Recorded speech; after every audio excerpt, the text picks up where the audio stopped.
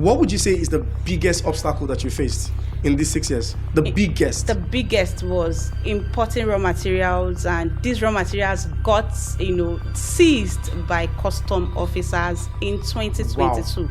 And I spent over 6 million naira just for custom payments. Just for custom payments. So the goods were worth how much? The goods were not even up to that amount. Yeah, starting out a business comes with a lot of uncertainties. There is nothing I would have achieved without marketing. Before you think about running an ad, you need to think of your content. So after that, you think about your audience. Who are your audience? Everybody is not your audience. Marketing have helped me a whole lot. And what I do is I actually apportion 10% of what I want to make in a month.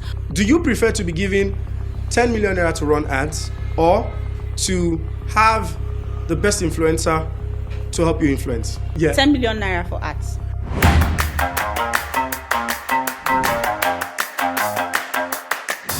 Hi everyone, welcome to a new episode of Making Business Sense. Now, this episode is a bit, I'll say a bit personal, because this person that I'm going to be speaking with is someone that I've known for quite a number of years, and we've worked with her, we've done a few things together, and I think she's got some stories that I think we should hear, and also I'm particularly interested about our marketing journey. So on this episode, I have with me, I like to call her Sophix, but I'm going to have her to to introduce herself and tell us her name, and stick around. This episode is going to be very interesting. So please help me introduce yourself. My name is Chioma, brand owner, Sophix Naturals and Agro Products Limited.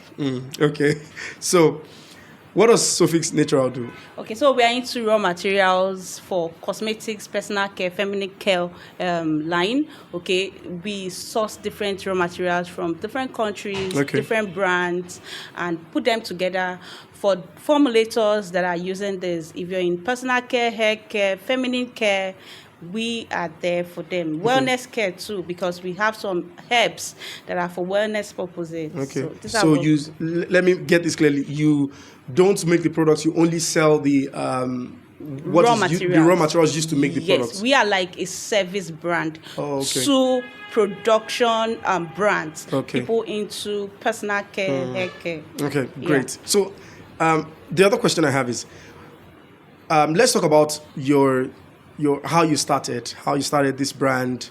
How did you start? Of course I know the background a bit. I think one of the times that we discussed, you mentioned something, and I'd like you to say to everyone, how did Sophix start? Okay, well, I was into food packaging and food processing before someone asked me to look into raw materials for wellness or hair care and personal care. So she just advised me, Madam, I think you are someone that is very hardworking, and there's this upcoming industry that if you can join now, that you will definitely make it. I said, okay, what is it all about? She said, okay, source this thing for me. I think she wanted chebe powder. Okay. There's this powder they use for hair care. Yes. So I had to source it for her. And when I delivered it to her, she was like, this is amazing. So if you can, showcase it, I'm sure many people are looking for this.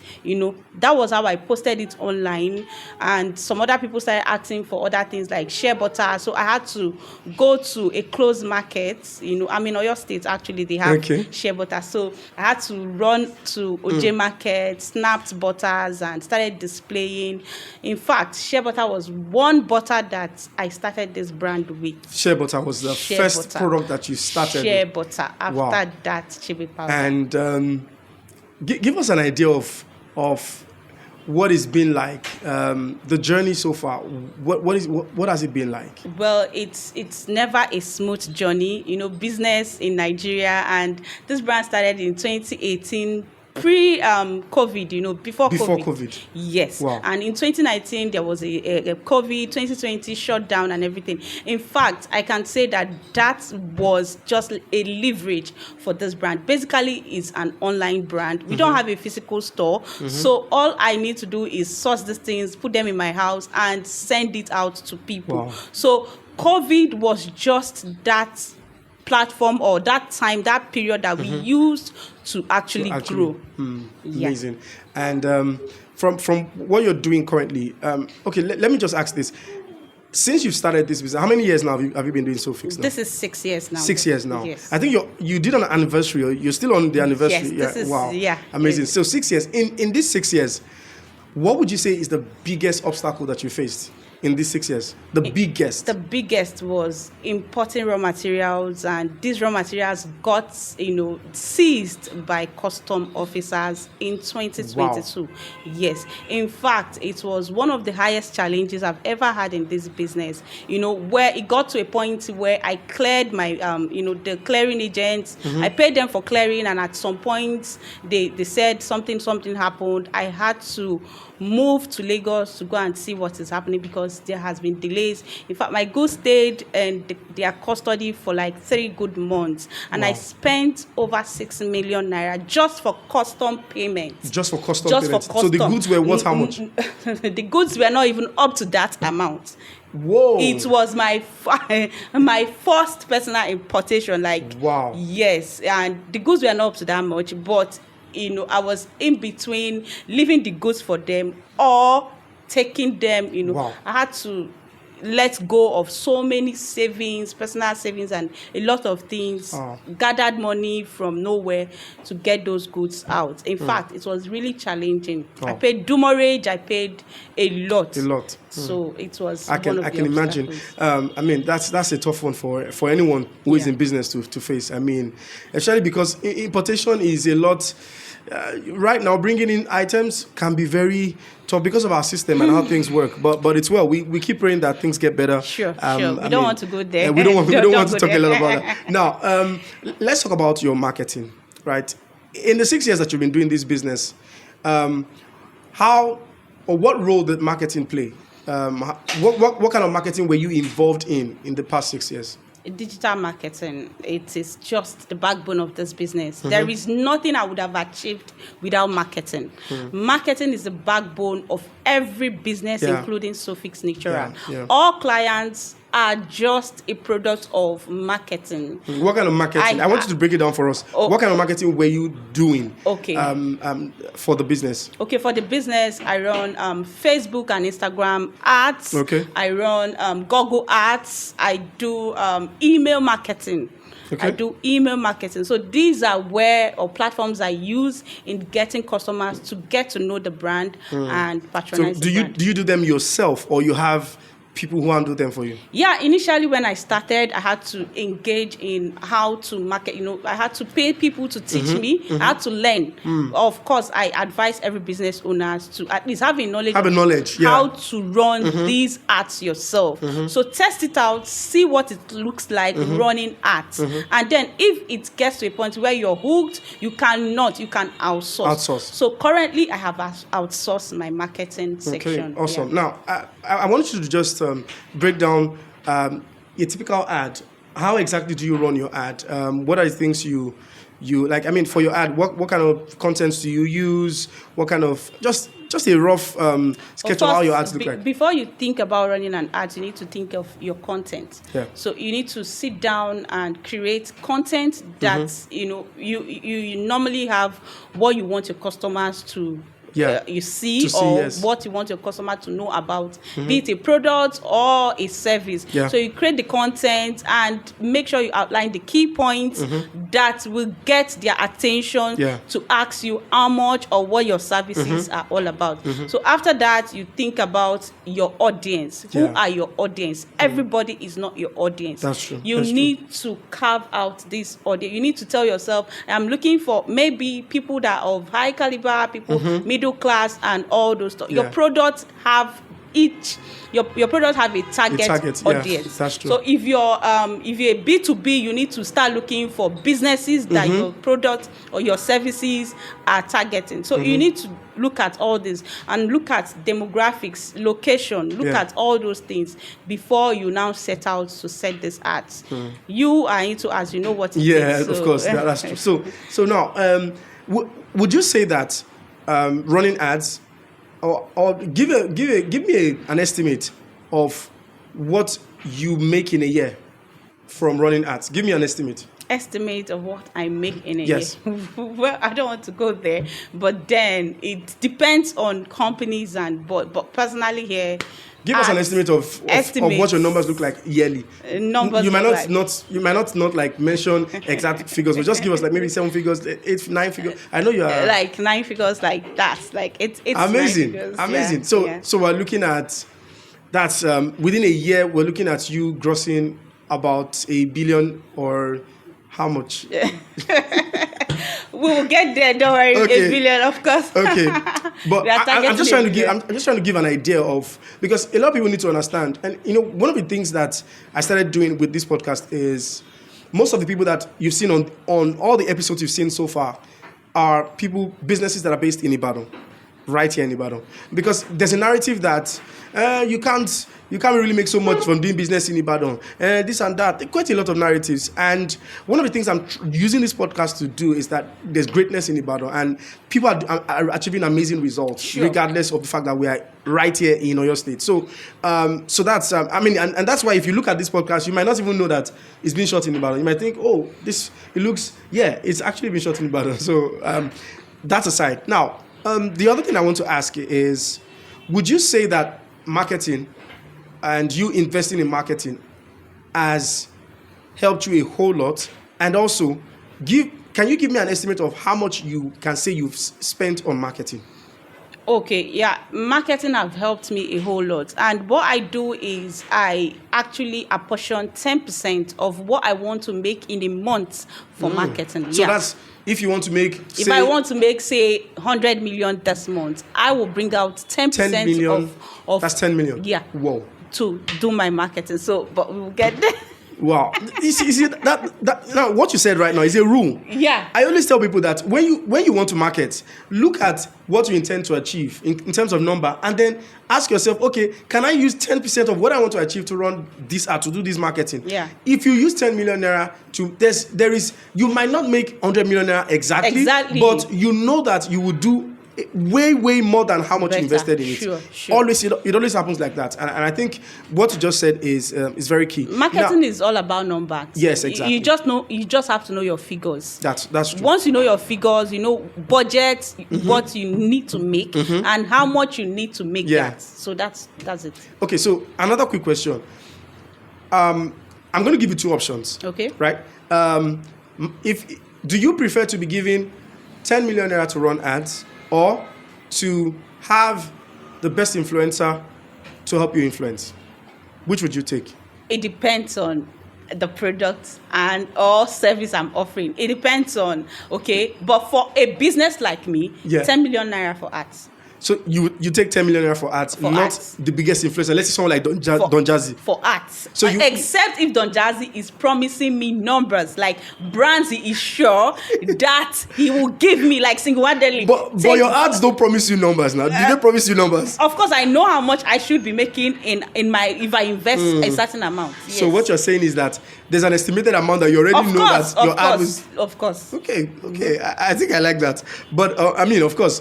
Now, this is not to say that influencer marketing doesn't work, but a lot of people like to put their money in what they can see. Yeah. Right? And I think that's what makes marketing different. Now, the other question I'm going to ask as we get to a close, start wrapping up what we're discussing. The other question I want to ask is, now, if you were to start this business again, what are the things that you would do differently that you're not doing right now if you were to start this business again?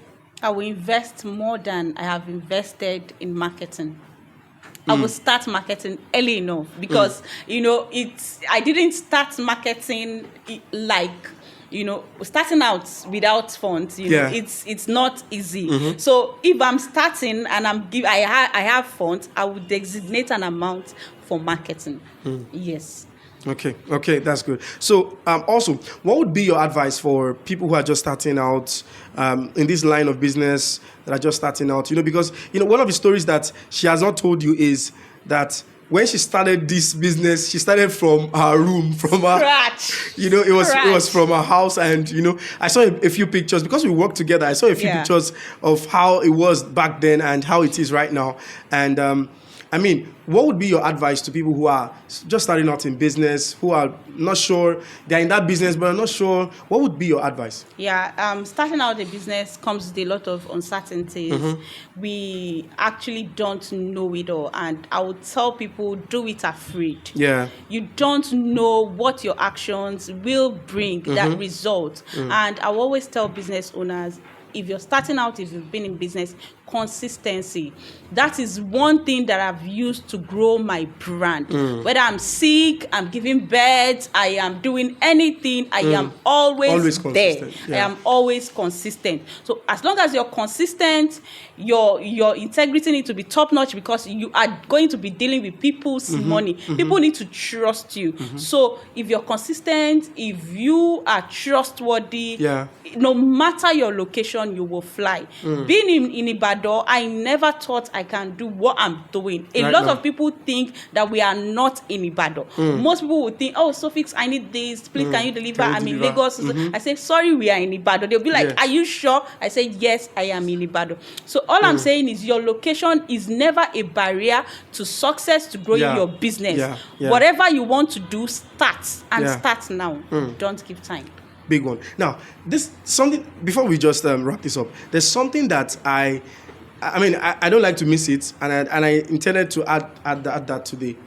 I know you run this business with your husband as well. Sure. And he's right here in the studio. You can't see him, don't worry. He's right here in the studio with us. Yeah. But what would you say, having to do this business with your husband, what would you say that he has done to you in this business? Well, it has actually been a part of the growth.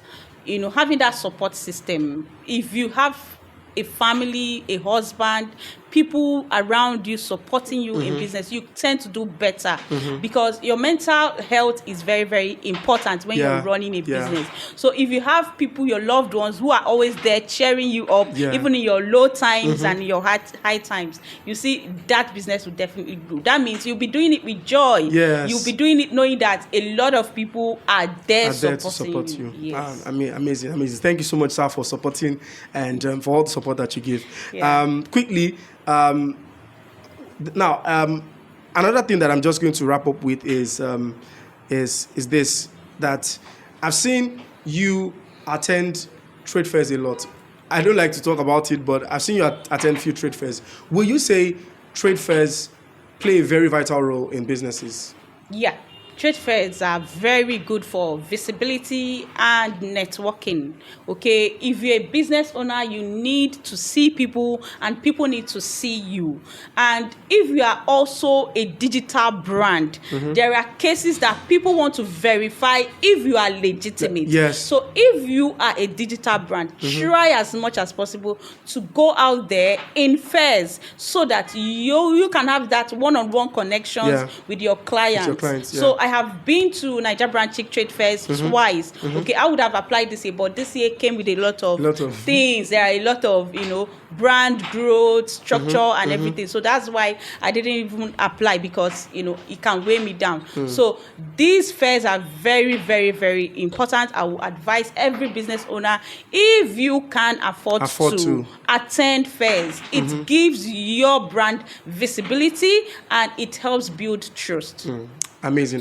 Thank you so much for your time. If you've watched thus far, please subscribe to the YouTube channel, and also please follow us on all platforms. Now, quickly before we end, your Instagram page. What's your Instagram page? Okay. Are you on other platforms? Let us know.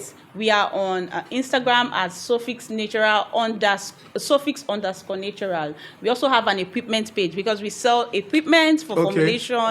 So Sophix_equipment. We are on YouTube as Sophix Natural. Okay. We have a website, www.sophixnatural.com. We are on Twitter. We are on TikTok. We are on all platforms. Okay, amazing. So if you're out there and you're thinking about starting a skincare brand, a skincare business, and you don't know, you want to be a formulator, you can reach out to Sophix Natural to get the equipment that you need and the raw materials that you need to get started with with your business. All right, thank you so much for watching this episode. I hope you learned a lot. I hope you could gather a few. Thank you so much, Sophix, for joining us in this episode. Thank you so much. So I'll see you guys later in the next episode. Goodbye. Bye.